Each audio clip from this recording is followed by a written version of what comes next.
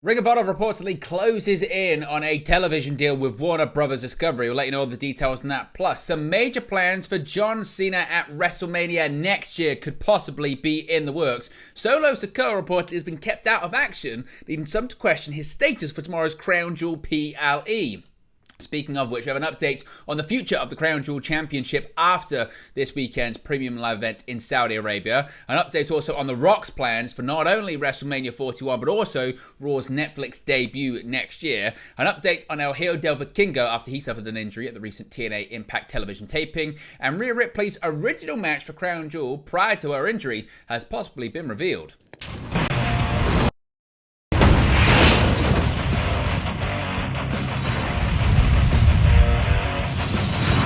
Hey guys, welcome back to Wrestling News 365. Hope everyone is doing very well. As always, plenty of news stories to get into in the world of professional wrestling. Let's begin with the future of Ring of Honor on television. Now, of course, Tony Khan purchased the promotion back in 2022 and as of yet, still has yet to lock in a TV deal for the company, but that may be about to change. Now, for months now, Chris Jericho, he's been a bit of a target, hasn't he, on social media and online. Of course, a historic career, but recently some have accused Jericho of taking the spotlight from others, younger wrestlers in All Elite Wrestling. He's constantly reinvented himself and currently he's in the learning tree gimmick, but those people that were upset with Jericho or not liking him on television were fuming recently when Chris Jericho recently unseated Mark Briscoe to begin his second reign as the Ring of Honor World Champion. But according to a new report by the Wrestling Observer newsletter, there may be a very specific reason that AEW and Ring of Honor owner Tony Khan chose to pass the title back to the inaugural AEW World Champion.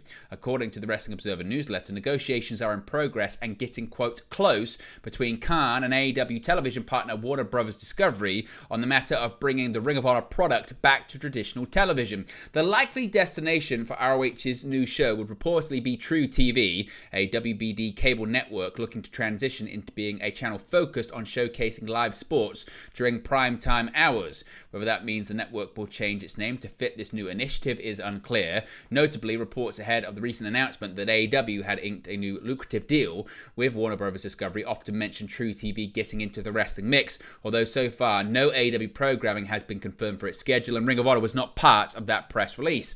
With that in mind, the Wrestling Observer newsletter's Dave Meltzer believes that Jericho, once again being made the face of the ROH brand, could very well be an attempt to make signing a TV deal for ROH a more appealing prospect to any potential partners. Of course, he's one of the most recognizable names and figures in professional wrestling and having the entertainment world presence outside of the ring. So, do you think this is a good idea? And what are your thoughts on the possibility of ROH getting closer to a television deal? Let me know your thoughts about that in the comment section below.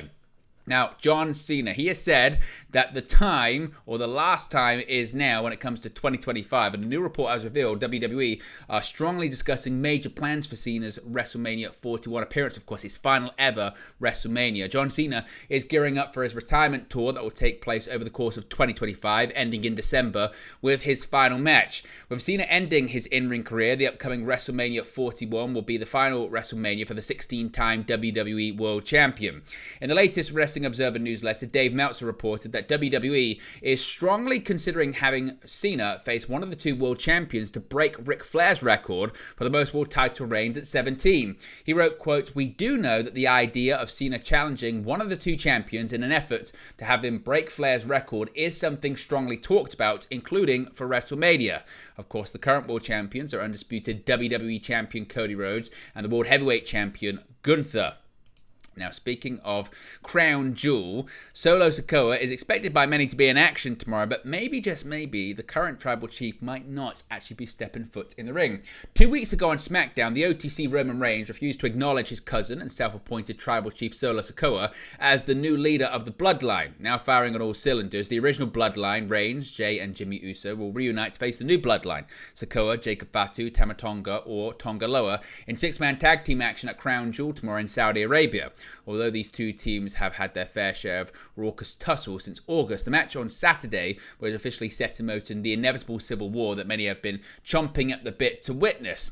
As of this video. It has not been yet made official if Sikoa will be one of the 3 featured contenders in the Crown Jewel bout. Concerned with whether Sikoa's absence from in-ring action since a dark match on October 18 was due to a legitimate injury or not, the Wrestling Observer newsletter has confirmed no injuries have been reported on Sikoa. Instead, his absence from taking any bumps is a precautionary measure to keep him as healthy as possible for the next chapter of this climactic saga. As mentioned, Sikoa's last contest was in a dark match street fight with undisputed WWE champion Cody Rhodes after SmackDown went off the air in Columbia, South Carolina last month. So far in his vendetta, the new bloodline has been on the losing end to the original bloodline. Sikoa and Fatu were defeated by Reigns and Rhodes at Bad Blood last month. The faction also lost their WWE Tag Team Championships last week when newly emerged Motor City Machine Gun shocked the masses with an impromptu title victory over Tonga and Loa. So the question is, who do we think leaves victorious tomorrow at Crown Jewel? One of the featured matches tomorrow includes the Crown Jewel Championship for both the men and women. There's a bit of an update on the future of the championship titles following tomorrow's PLE. Tomorrow's Crown Jewel Premium Live event in Saudi Arabia is set to feature 2 big matches to crown the first ever WWE Crown Jewel Champions. The matches will pit the WWE and World Champions of both the men and women's divisions against each other at the event every year to determine the winner, with this year's event seeing Cody Rhodes versus Gunther and Liv Morgan versus Nia Jax. With the introduction of the titles, many have wondered about their future once the Crown Jewel event has ended, and Triple H has now provided an update. On the Crown Jewel kickoff show, Triple H revealed the titles will remain in Saudi Arabia, with the winner instead receiving a massive ring akin to a Super Bowl ring. He said, quote, "The champions, whoever that is, will walk away with a massive ring, like a Super Bowl ring, that shows they are the true champion of WWE. And as this is an annual event, we'll see how many rings people can collect over the years." Now, The Rock. Just what is The Rock going to be doing next year when it comes to WWE? Never say never when it comes to an appearance by Dwayne The Rock Johnson during the Raw premiere on Netflix on January 6th or WrestleMania 41 next April, but prepare for possible disappointment. On the October 11th Wrestling Observer newsletter, it was reported that, for now, The Rock is not scheduled for WrestleMania 41, despite the tease that he has set his sights on challenging the American Nightmare Cody Rhodes for the undisputed WWE Championship in the future. As of this week's Wrestling Observer newsletter, the report remains the same as it was 3 weeks ago. There is no indication The Rock will be featured on either show. Following Dave Meltzer's initial post last month, The Rock addressed fans on Instagram who asked if the report was accurate. He stated, quote, "Don't believe any of that bullshit." Of course, with storylines leading into Raw on Netflix or WrestleMania 41 in their infancy now, more could be revealed on if The Rock will have his main event return soon, specifically around December or the 2025 Royal Rumble that's actually in February next year. As Meltzer noted in his first report on October 11, should he be added to the WrestleMania 41 card, Meltzer predicts the undisputed WWE Championship match could be a 3-way battle between Rhodes, former champion Roman Reigns, and The Rock. Although it does not apply to the final boss, Meltzer did mention in this week's newsletter that WWE has confirmed the company is working on deals with mainstream figures to be on the debut episode of Raw on Netflix.